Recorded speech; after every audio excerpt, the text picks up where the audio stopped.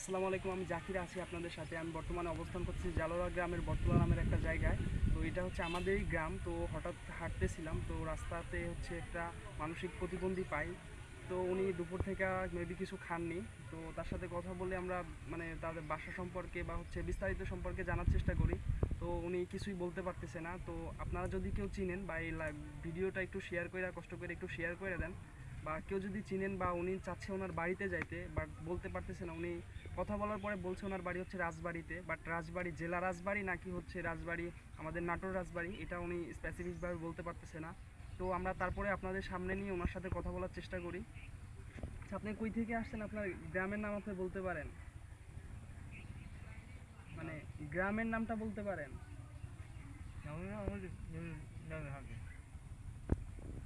কই হাটে? রাজবাড়ি। আপনার নাম কি? আচ্ছা, এনার নাম সাদ্দাম। আপনার বড় ভাই বা ছোট ভাইয়ের নাম বলতে পারেন? হ্যাঁ, ফরিদুল নাকি ফরিদ? ছোট্টার নাম ফরিদ।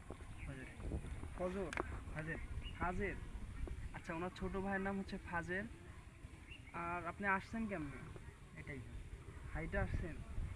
রাজবাড়ি তো অনেক দূর, মানে রাজবাড়ি যদি জেলা রাজবাড়ি বা রাজবাড়ি আমাদের নাটোর রাজবাড়ি, বাট দুইটাই তো অনেক দূর। এতক্ষণ মানে হাইটা আসা তো সম্ভব না।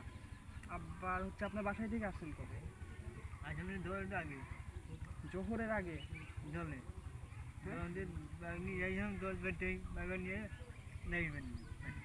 আজকে?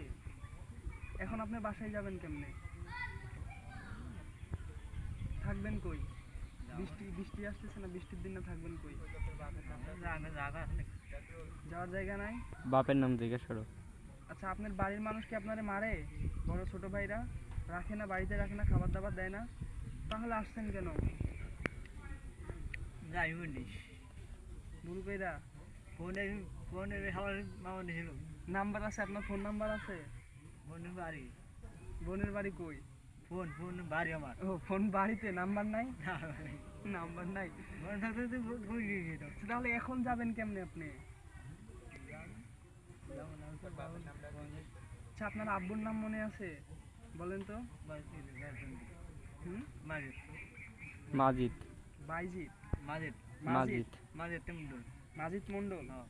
মাজিদ মন্ডল, আচ্ছা।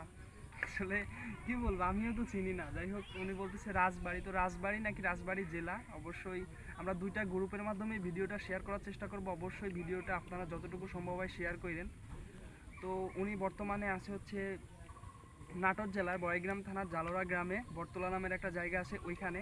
তো অবশ্যই ভিডিওটা আপনাদের কাছে গেলে আপনারা একটু শেয়ার কইরা মানে ওনার বাড়ি ফেরার ব্যবস্থা করে দেন। ভালো থাকবেন সবাই, আসসালামু আলাইকুম।